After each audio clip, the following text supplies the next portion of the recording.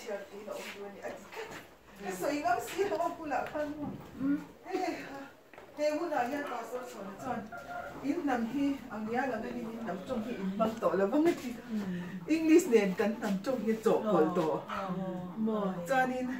vai chong in cho kola pastor chon chuan ti ha na tia vai fin na no le kho chak fin na no le kho khang fin na no le mi zo fin na no hi in ram do ka na in hung lu tanga tu manan ti boy to long chu ti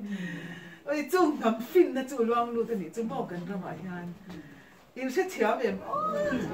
fin na chi tin kho bel mak ti tu ri long lu ni chu mo alo kan thei lo chan tu le kan da me alo kan thei angin anh này tụi ba tiếng lâu á hành khỏe vậy mà cái gì thì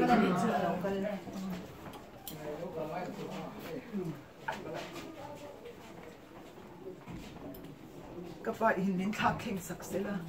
giờ lui miếng tệ anh à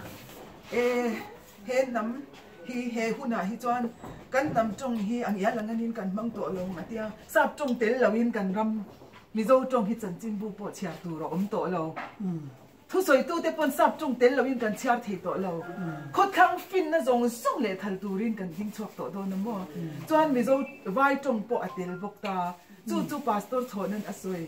khot chak fin na no le vai fin na no le khot khang fin na no le mi zo fin na no do ka na in hunga tu man an ti boy to lawang che u ti kha fin na luang lut vek don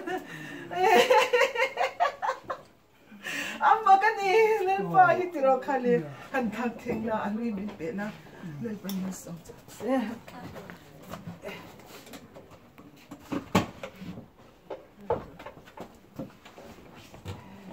ai sia te ko lo da si thu soi cho lo khen dik do ne ka me na chuan ni kan lan de li ang che bo in ya hian a bible a thing in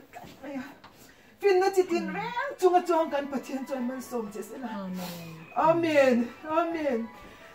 mi sing thiam na ni lawak mu the na mit te pathian ne in som na chang in ani bible te min an lo chia thin ni amen nang in chi an hasila mang ang che amen in la na mu na tlang se chi pa chon tlang aw la than thu mang in rap ni som la mi mol te mang in heram hi khoi amen se amen som chi ro se wa palo me we ha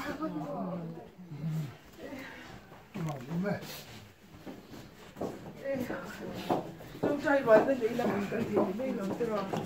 trong trai tiền của Hallelujah trong trai gọi là mua đồ Hallelujah nhưng mà tung về thế hệ mà